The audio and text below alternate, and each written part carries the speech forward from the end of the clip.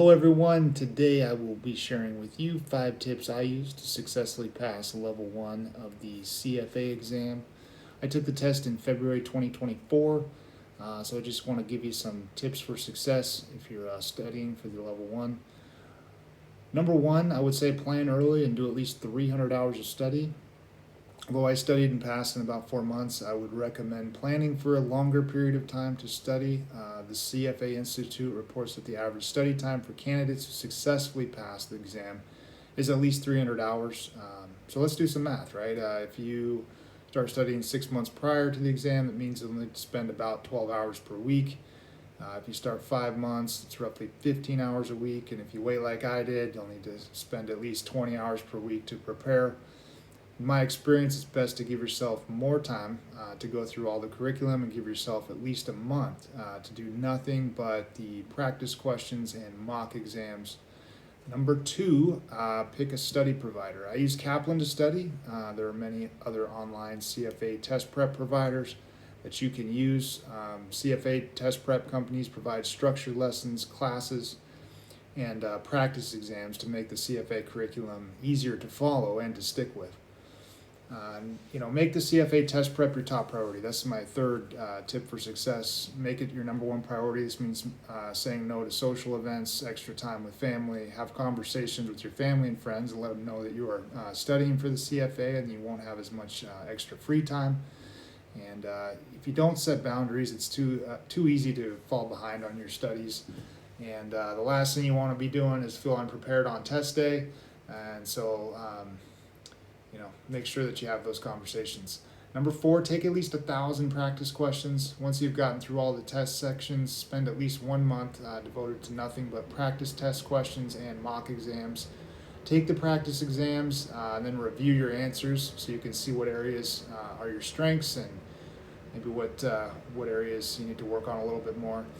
My strong areas were equity investments, fixed income, and alternative investments, and I needed to spend a little bit more time practicing on my weak areas such as financial statement analysis and derivatives. Doing the practice exams will also help you to become proficient in using your calculator, which is very important on exam day. The last thing you want to be doing is learning how to use your calculator near the end of your studies, right before your test. So doing the practice questions really helps you get proficient on using your calculator. Spend the most time on ethics. The ethics portion is the topic that's most heavily weighted. It makes up about 15 to 20% of the questions.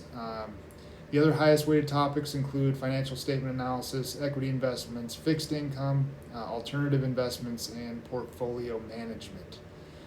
Aim to score at least 70% on at least 2 practice exams prior to taking the final test. Don't worry if you get a bad score on the first 1 or 2 mock exams. I think I got like a 59% on the first one I took. But I just kept practicing until I was consistently scoring in the low to mid 70s.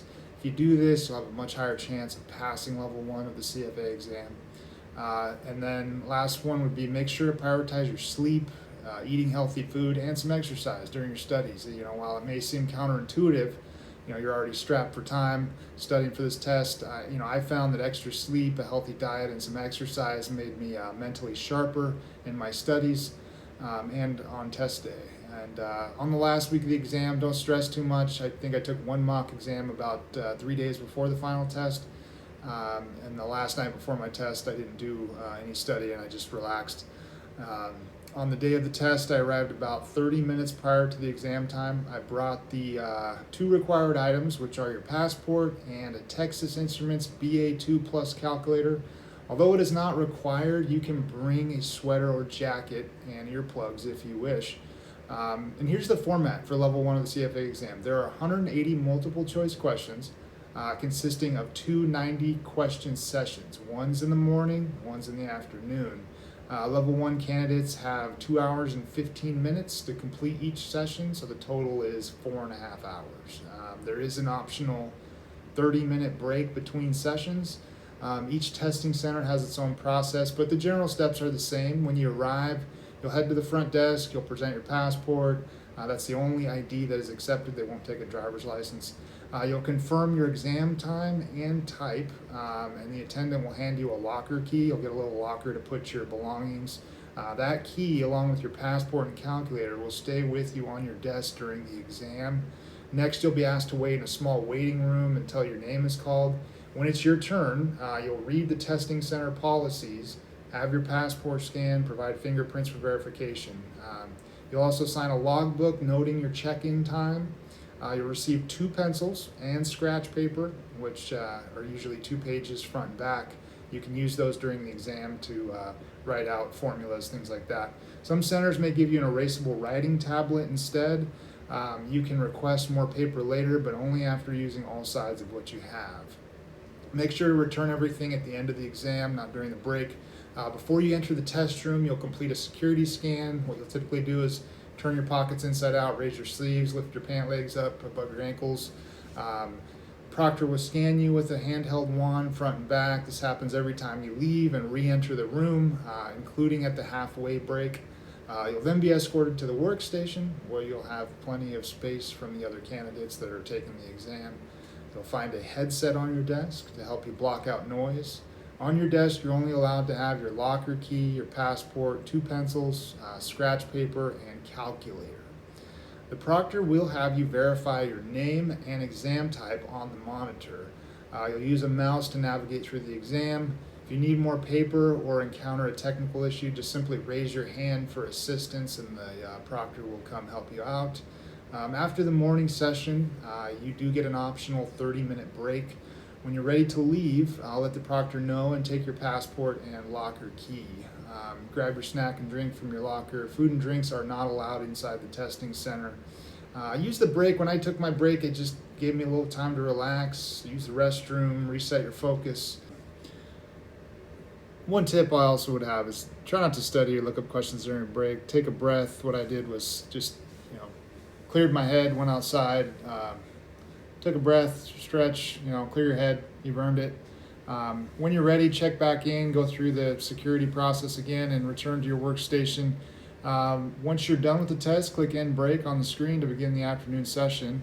And when you've answered your final question and you've reviewed all your answers to your questions, you can just hit End Test, and you'll be prompted to take a short survey about your testing experience. And once that's done, congratulations, you've completed your CFA exam. Another little key for success: to save yourself some stress, remember there are several items that are not allowed in the exam room. So you can't bring food or drinks, or obviously study materials. Obviously you can't bring phones, tablets, or any electronic devices.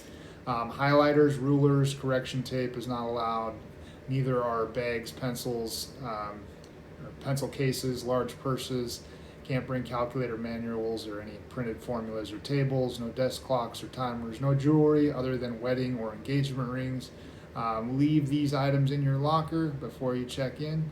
And before starting, you can take the on-screen tutorial. It only takes a few minutes, helps you get comfortable with the test interface. During the morning session, you'll begin with the ethics portion and the GIPS questions. These are good confidence builders. Once you've completed these questions, move on to the recognition and recall questions that you can answer quickly. If there's anything that you get stumped on, save the longer calculation problems for last. You can flag them, go back to them later. Obviously, don't leave any question blank. All are equally weighted. And then start again with the easiest questions first in the afternoon session. After finishing one full pass, return, go review those calculation-heavy problems. Flag the tricky ones, but aim to leave yourself about an hour for a review. Obviously, keep calm, pace yourself. Accuracy and completion are the key. And that's about it, guys. So if this video has helped you and you feel more prepared, make sure to like, subscribe, and I'll be sharing some weekly CFA study tips, topic breakdowns, and strategies to help you pass with confidence.